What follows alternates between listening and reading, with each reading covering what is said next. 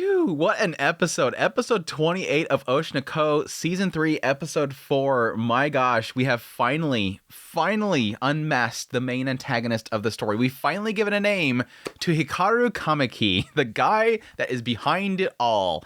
And I'm already seeing the potential route that Akasaka is going to go for this character. And it's probably going to be the exploited child actor. I know that's the direction they're going to go. I mean, technically, they dabbled a little bit into it with, Kana, Aqua, and all of them being involved in the industry itself.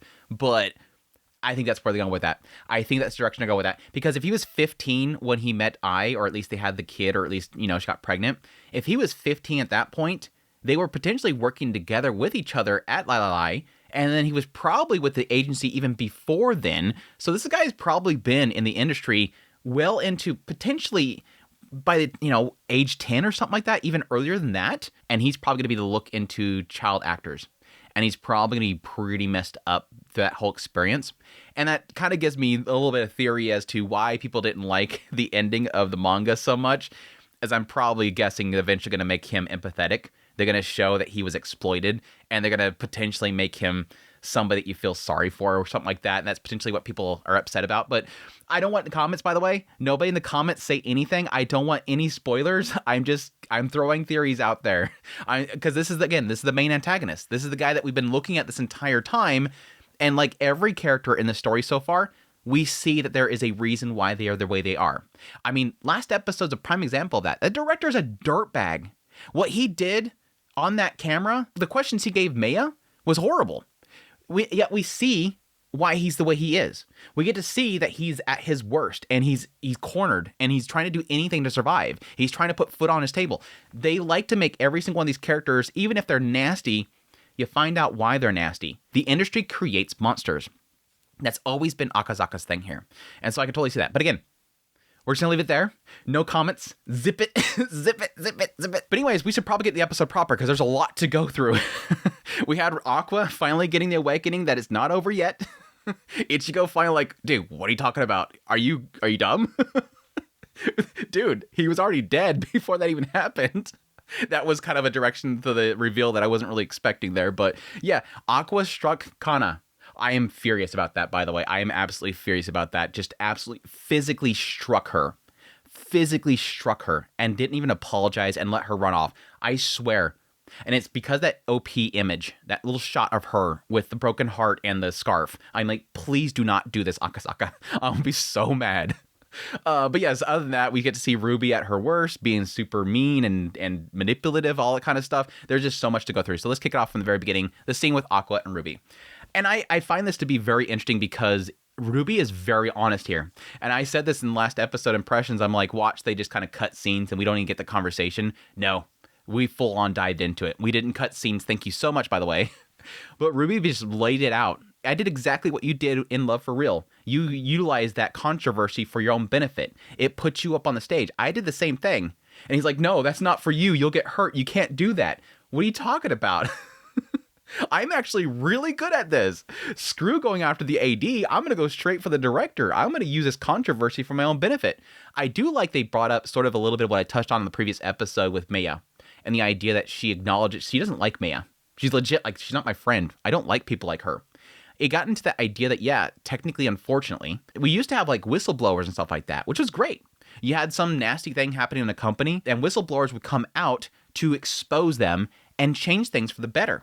It would bring to light to the public what people were doing wrong, what companies were doing wrong, what bosses were doing wrong, and it would force them to have to change because the public now knew about it.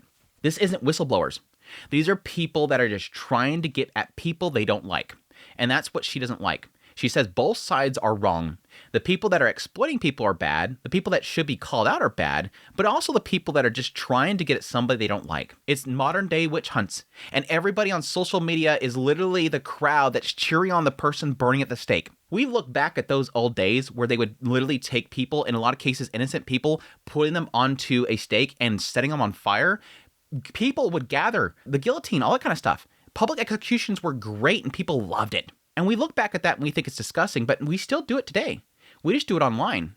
Now people do it online. Everybody has access to it. The entire globe has access to these witch hunts. The entire globe has access to these burnings at the stake. She doesn't like that. She finds it disgusting. But she's...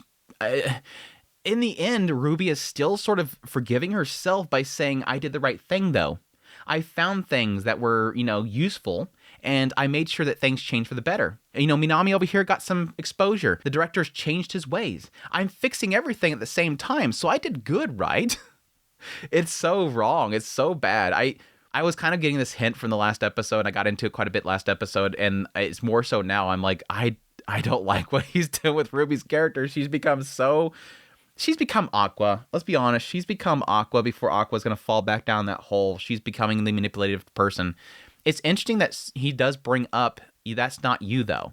You wanted to be all about truth and passion and all that kind of stuff. You didn't want to be like everybody else. You wanted to be like I.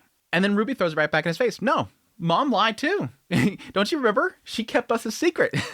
You can't do this by, passion and that alone. You have to tell lies. That's what it's all about. And it's funny because, yes, that's pretty much how the series opened up, right? It was always opened up in this idea of lies and creating the lie. The idea that the idol creates this feeling of a lie that everybody accepts as a truth. And that was really what they were kind of pinning around the entire story and idols in general. But yeah, I think in general, unless there comes something to light later on, it seemed to be a lot about passion.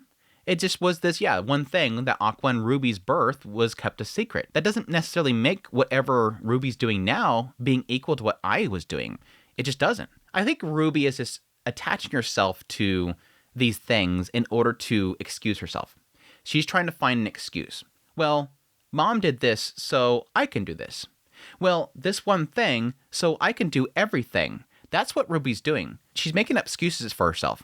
She's trying to excuse herself.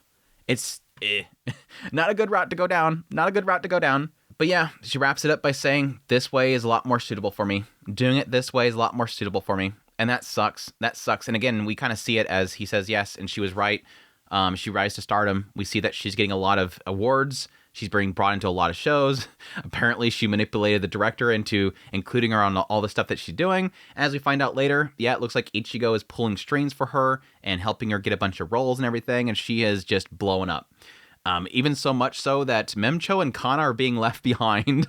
I feel so bad for them. They're like in that empty room, and Ruby's over here doing her little gig, and she's late. And they're like, we can't even record because if we post a video without Ruby in it, everybody's gonna start hate bombing us and leaving a bunch of nasty comments. So they have to have Ruby on there now. And poor Memcho. Poor Memcho. So quickly, we've surpassed my own YouTube channel. It makes me wonder why I even did any of it. It sucks. I feel her. I totally feel what she's going through right there. It's like you put so much passion into something you're doing, and then over here, somebody just steps in the light and just, boom, just takes off. It happens all the time. People go viral, people blow up, and it's the birth of a star. The birth of a star. They're seeing somebody that's directly involved with them is literally becoming a star, and they are just being left behind, and all that work that Memcho's been doing. I would argue that Memcho, yes, she kind of says it, kind of laid a lot of groundwork for at least their YouTube channel.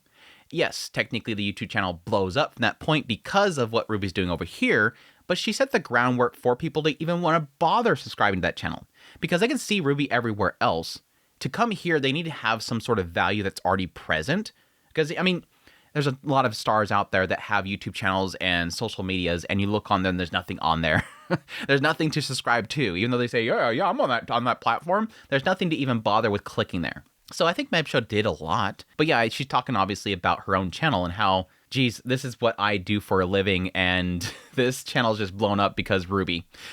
And it sucks. It sucks. It leaves a little... It's hard not to feel that way. Even though it sounds like jealousy, it's hard not to feel that way. But yeah, that's when we cut over to Miyako and Aqua for a very brief moment. Get to see Miyako and her being overworked, obviously out of her comfort zone. Everything's kind of blowing up, and she feels at this point that she's holding back Ruby. Yeah, technically in the background, Ichigo is getting her a bunch of jobs and, processing things, and Miyako's basically having to keep up with it. She doesn't know that Ichigo's doing that, but she's having to keep up with all the stuff that's coming in from Ichigo. And it sucks for her because she's not used to it. She's just absolutely not used to it. Everybody looks down upon her.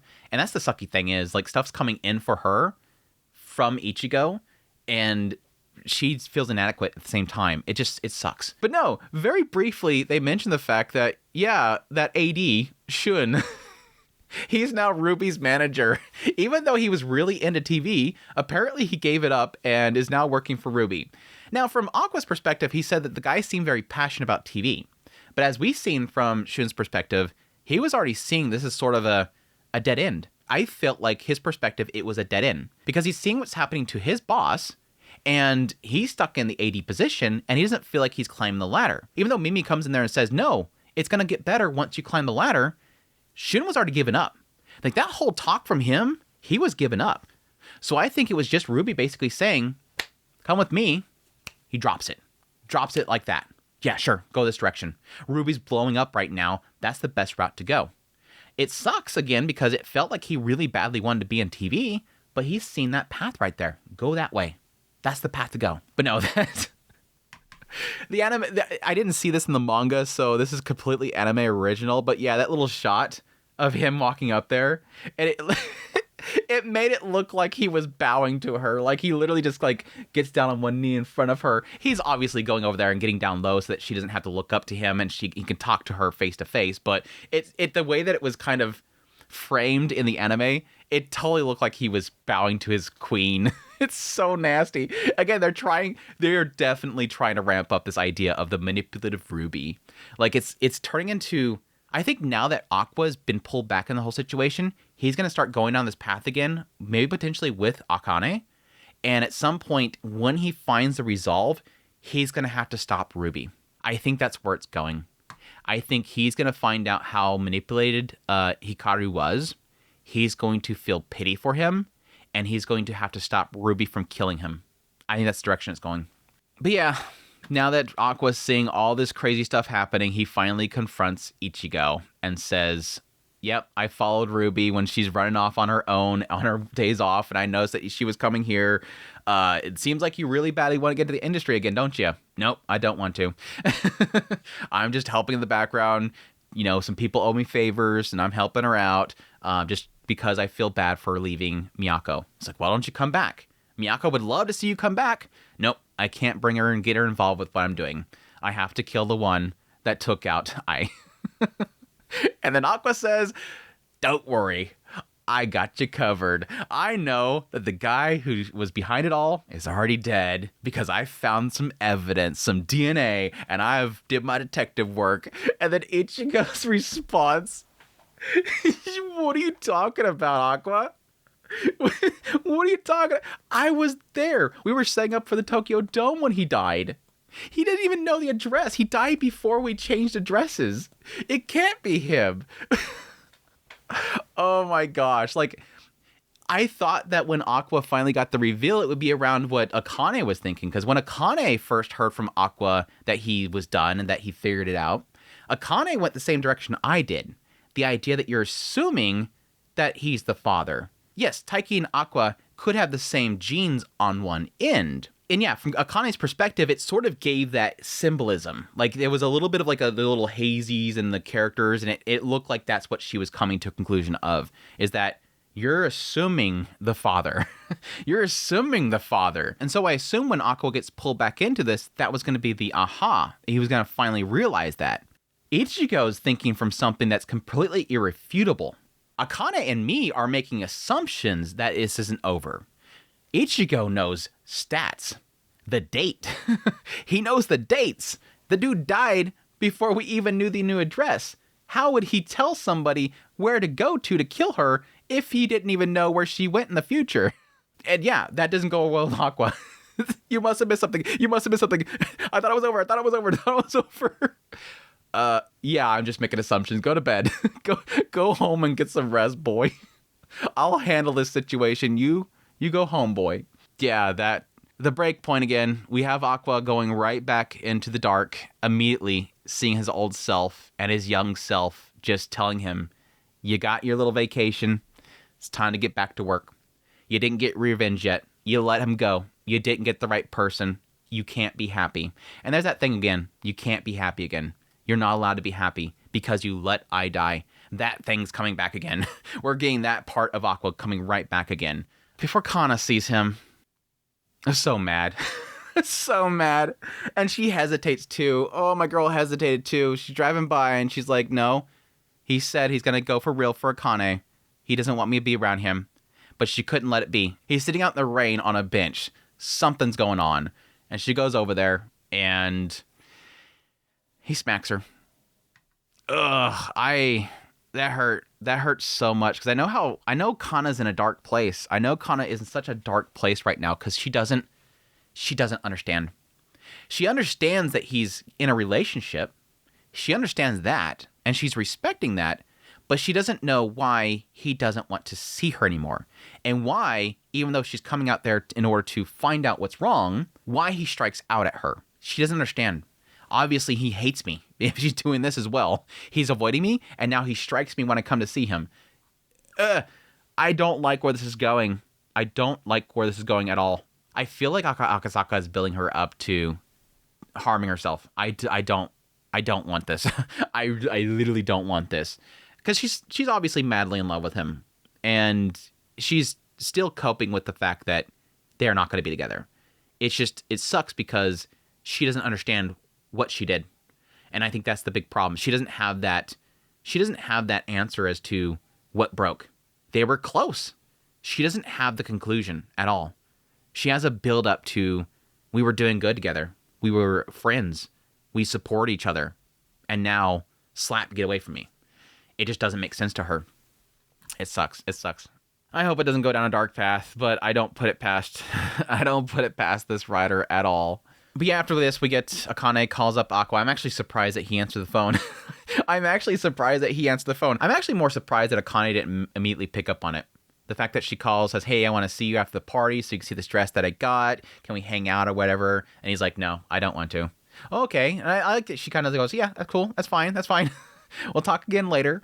But yeah, I was kind of surprised that she didn't immediately see, or at least hear, that he sounded in a gloomy state again. This is something that she's experienced before. She's seen him in his worst. You would think that she would understand that, or at least hear that and immediately pick up on it. But her mind goes in that direction. The idea that he used to be really gloomy and that something changed, and it's obviously around Ai's death. She's still picking up on something's going on, but she's not really making the connection that he might be down that road again. Because she knows that he gave up. And the assumption is that eventually he might pick up a scent again and go right down that dark path again. But she's not picking up on it yet. But yeah, Akane gets her award. Lala cheaps out on her roses, but there's some other roses there. She very briefly seen him. Thought that it was Aqua. Hikaru walked by her, and yeah, apparently he left some flowers behind for her. And as they're talking in their little after party, they mention the idea that Akane has a certain look in her eyes when she's on camera. It's a special set of eyes. The eyes that can tell a lie that everybody will believe. Again, going back to Ai, going right back to Ruby, going right back to Aqua. And yes, technically Akane, when she took upon herself the persona of Ai. The eyes that just make everybody believe lies. This thing that Akane now has. I did notice that when she was on the stage, she had him. She was activated the eye eyes as she was on the stage to get her award, and then completely turned them off when she gets off stage. But yes, there was somebody else that they used to have at the agency that had those same exact eyes. Certain individual that we probably still have some footage of, right? And then Akane goes and sees it. The footage that Aqua failed to find as he was looking around in there. But yes, they have footage of Hikaru Kameki back when he was hanging out with Ai and potentially answering the question as to why Ai and everybody was keeping it all a secret. Because Ai was 16 back then, and that would have put him at around 15. Man, like I said, it complicates things. It absolutely complicates things. Like me personally, I don't find it immoral, the relationship between a 15-year-old and a 16-year-old. But again, we're talking about sort of the public perspective here. The public perspective here, and I think that's probably why they specifically have it say he is in middle school. It's the idea of kind of putting it as a age status. And this isn't good.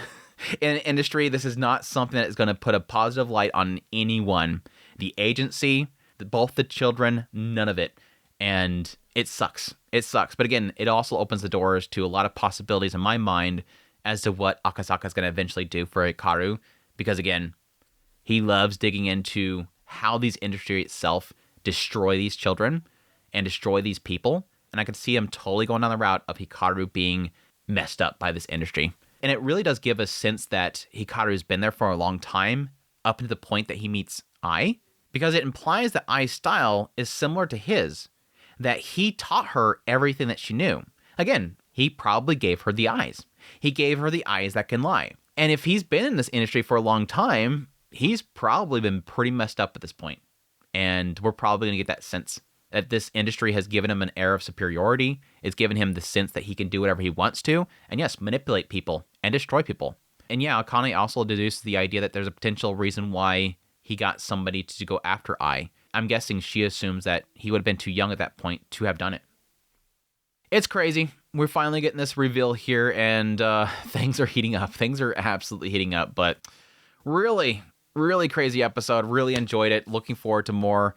I was not expecting this much in a single episode, but it was a juicy bit to kind of chew through. But hope you guys enjoyed this video. As always, I greatly appreciate you guys' support, all your kind words in the comments and everything like that. And again, as per usual, all the spoilers, keep them out of the comment section. All my speculations, it's just fun. Let's just have fun and speculate on things until it all gets revealed. But until next time, y'all take care.